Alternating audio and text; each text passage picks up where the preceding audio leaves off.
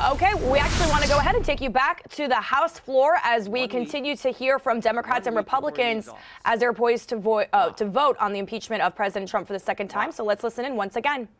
Politics and the fact that they want to cancel the president. The president who cut taxes, the president who reduced regulations, the president prior to COVID had the greatest economy, lowest unemployment in 50 years, the president who got us out of the Iran deal, put the embassy in Jerusalem, brought hostages home from North Korea, put 3 great justices on the Supreme Court, gave us a new NAFTA agreement, the Abraham Accords, the COVID vaccine, and who built the wall. It's about politics. This is about getting the president of the United States. They spied on his campaign before he was elected. 19 minutes into his presidency, they started the impeachment push. 3-year Mueller investigation, 19 lawyers, 40 agents, 500 witnesses, 2,500 subpoenas, $40 million to find nothing. Impeachment round 1 based on an anonymous whistleblower with no firsthand knowledge who was biased against the president and who worked for Joe Biden. And now it's impeachment round 2.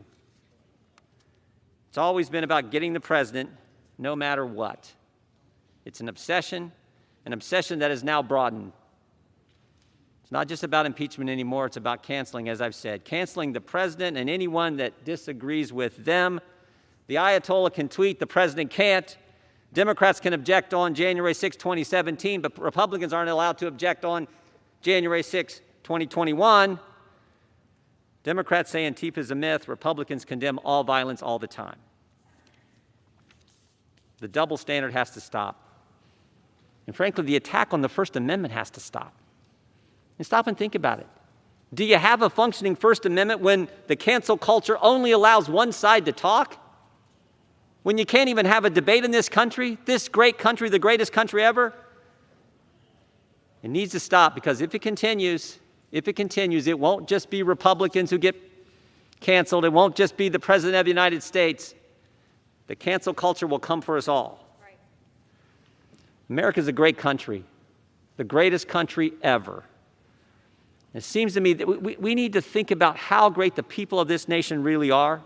Think about what we've accomplished in the past and begin to come together as leaders who represent so many great folks across our districts. Think about this. Think about this. In 1903, in Kitty Hawk, North Carolina, 2 guys fly this thing they called a plane 100 feet. Barely got off the ground. Barely got off the ground. Amazing thing. 44 years later, Chuck Yeager breaks the sound barrier. In 44 years, we go from 2 guys flying a contraption they called a plane a few hundred feet to Chuck Yeager breaking the sound barrier. And 22 years after that, another American steps on the moon. Think about it. In one lifetime, in 66 years, 2 guys flying 100 feet to putting a man on the moon. That's what this country is capable of. That's what we can do. And we, as the Congress who represent the people who did that, should start leading, should start understanding what really is going on here. So I hope we defeat this. I hope we can begin to come together and recognize the greatness of the American people and focus on the things they want us to focus on. I yield back our time. Gentleman.